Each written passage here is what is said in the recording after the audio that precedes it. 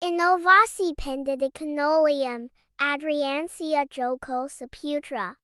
Assalamualaikum warahmatullahi wabarakatuh. Halo Sobat Tenaga Pendidik. Sebelum kalian menonton video ini, alangkah baiknya kalian like, comment, and subscribe. Perkenalkan, nama saya Muhammad Adriansa Joko Saputra dengan NIM 02376GSD 0263. Saya dari jurusan Pendidikan Guru Sekolah Dasar STKIP Pelita Nusantara Buton. Di sini saya akan menjelaskan mengenai 10 materi mengenai pendidikan terkait inovasi pendidikan.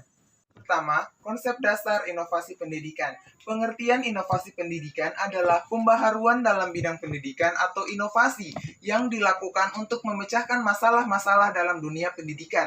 Tujuan dari inovasi pendidikan antara lain untuk memecahkan masalah-masalah yang dijumpai dalam dunia pendidikan yang seperti saya jelaskan pertama. Dan yang ketiga adalah masalah-masalah apa yang terjadi dalam dunia pendidikan adalah perkembangan iptek, pertumbuhan penduduk, dan ketiga, meningkatnya animo masyarakat. Bentuk-bentuk inovasi pendidikan dapat dibedakan menjadi dua. Yang pertama ada top-down. Ini adalah perubahan inovasi yang berasal dari pimpinan kepada bawahan, seperti yang dilakukan oleh Kemendiknas.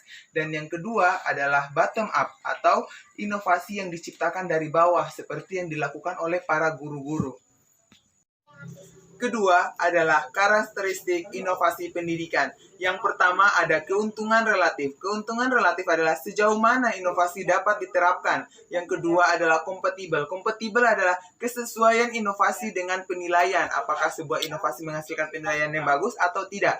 Yang ketiga adalah kompleksitas. Kompleksitas adalah tingkat kesukaran sebuah inovasi. Apakah bisa diterapkan atau tidak. Dan yang keempat adalah triabilitas. Triabilitas adalah dapat dicoba dan tidaknya sebuah inovasi. Dan yang kelima adalah dapat diamati. Sehingga kita dapat ketahui bahwa sebuah inovasi dapat berjalan ketika kita melakukan pengamatan. Yang ketiga adalah proses inovasi pendidikan. Terdapat 4 langkah, yaitu yang pertama adalah invention atau penemuan. Yang kedua adalah diffusion atau penyebaran. Yang ketiga development atau pengembangan. Dan yang keempat adalah adoption atau penyerapan. Sebagai contoh, kita mengambil bahwa sebuah inovasi didapatkan oleh seorang guru yang sedang menonton berita sehingga dia melakukan invention. Secara tidak langsung dia sudah menemukan sebuah inovasi. Yang kemudian dia melakukan diffusion, dia melakukan penyebaran kepada rekan-rekan sejawatnya. Dan yang ketiga adalah pengembangan. Pengembangan ini dilakukan oleh setelah mereka melakukan penyebaran, mereka melakukan pengembangan dengan memberikan usulan kepada kepala sekolah. Dan yang terakhir adalah adoption atau penyerapan. Apakah inovasi yang berupa usulan dari seorang guru yang menonton berita tersebut dapat diterapkan di sekolah tersebut. Yang keempat adalah tahap proses keputusan inovasi. Terdapat 5 tahap di sini. Yang pertama adalah tahap pengetahuan, yang kedua tahap bujukan, yang ketiga tahap keputusan, keempat tahap implementasi, dan terakhir adalah tahap konfirmasi. Yang pertama adalah tahap pengetahuan, yang mana seseorang harus memiliki pengetahuan untuk mengetahui apakah inovasi tersebut dapat diterapkan atau tidak. Yang kedua adalah tahap bujukan.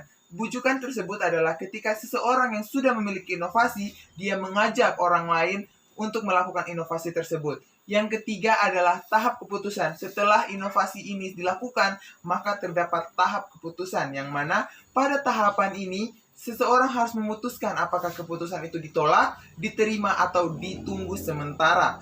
Dan keempat adalah apabila inovasi sudah diterapkan, maka tibalah kita di tahap implementasi, yang mana tahap pelaksanaan. Maka inovasi yang telah kita dapatkan tadi, kita laksanakan dengan sebagaimana mestinya. Dan yang terakhir adalah tahap konfirmasi. Tahap konfirmasi adalah ketika sebuah inovasi sudah dilakukan, kita wajib mengonfirmasikannya. Yang kelima adalah strategi inovasi pendidikan. Terdapat 4 strategi di sini. Yang pertama adalah strategi fasilitatif, yang mana ketika sebuah inovasi sudah didapatkan, kita menggunakan strategi fasilitatif, yaitu dengan menyediakan fasilitas-fasilitas yang mendukung mengenai inovasi yang kita ajukan. Yang kedua adalah strategi persuasif, yaitu strategi bujukan. Ketika kita sudah memiliki sebuah inovasi, maka kita harus membujuk orang lain untuk melakukan inovasi tersebut. Yang ketiga adalah strategi pendidikan. Strategi pendidikan harus didukung fakta-fakta aktual, sehingga strategi ini dapat diterapkan tanpa membutuhkan rasa ragu-ragu bagi diri seseorang. Dan yang terakhir adalah strategi paksaan, yang mana sebuah inovasi harus menggunakan strategi paksaan agar sebuah inovasi itu dapat diterapkan apabila benar-benar membutuhkan tersebut.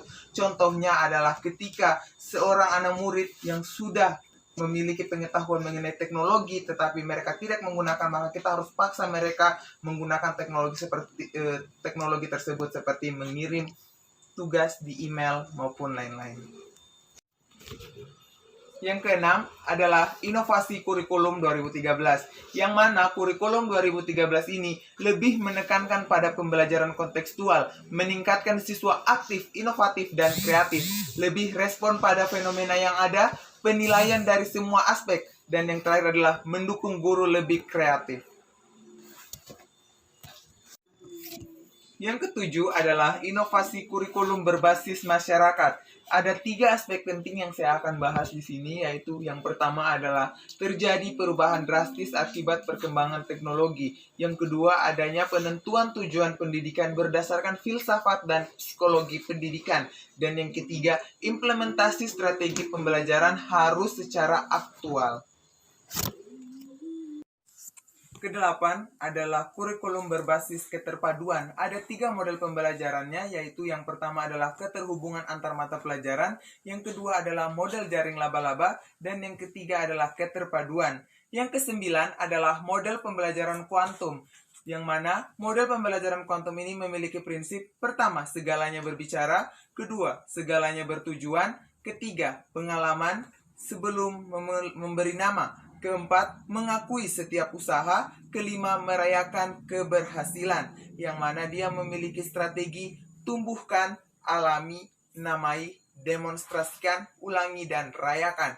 Dan yang ke-10 adalah inovasi pembelajaran kompetensi, adalah pembelajaran yang menekankan pada keterampilan atau kemampuan yang dimiliki setiap siswa setelah mereka memiliki pengetahuan yang telah diberikan atau pengetahuan yang mereka dapatkan.